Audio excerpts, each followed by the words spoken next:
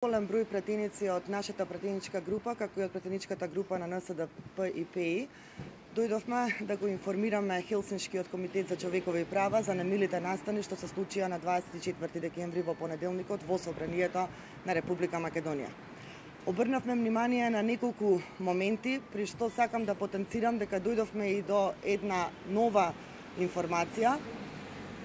која за жал значи дополнително кршење на Уставот од она што до сега го изнесовме и што јавноста имаше можност да го види, а тоа е кршење на нашето уставно загарантирано право на приватност. Имено во неделата, во текот на неделниот ден, кога ние пратениците од опозицијата бевме во Собранието и чекавме да почне најавената седница на Комисијата за буџет и финансирање, која не почна, на нашето најавено останување во текот на денот и ноќта во Собранието била поставена некаде пред сала 1, значи во фоајето каде што ние го преседавме неделниот ден,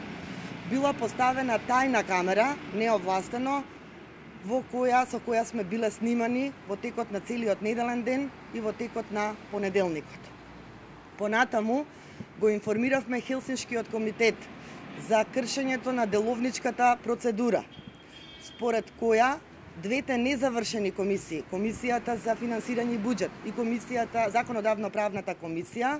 беа суспендирани од страна на Трајко Велјановски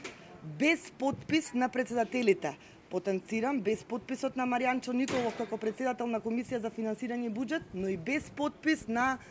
Дулич, председателката на Законодавно-правната комисија. Со цел да не дозволиме почнување на седница спротивно на Устав, на закон, на деловник, на седница за чиј дневен ред воопшто не бевме известени, на седница за која не ни беа дадени картички за воопшто да присуствуваме како пратеници и да се вклучиме во дебата, да предложиме амандмани согласно деловникот, ние направивме обид таа седница да ја спречиме, но се случи тоа што се случи. Особено сакаме да потенцираме, и тоа во Хелсиншкиот комитет за тоа информиравме, дека без наше знаење, без наша дозвола и без наша одлука, после 3 неуспешни обиди, насилно беа отстранети новинарите од галеријата и камерманите и фотографите, и во тој момент знаевме дека нешто ќе се случува и со нас, нешто слично ќе се случи и со нас. Хелсиншкиот комитет го информиравме дека мирно застанавме пред пратениците на ВМРО ДПМН и останатите пратеници во салата, се фативме за раце и чекавме да се случи тоа што го предвиделе Трајко Велјановски, Гордана Јанкуловска и Груевски.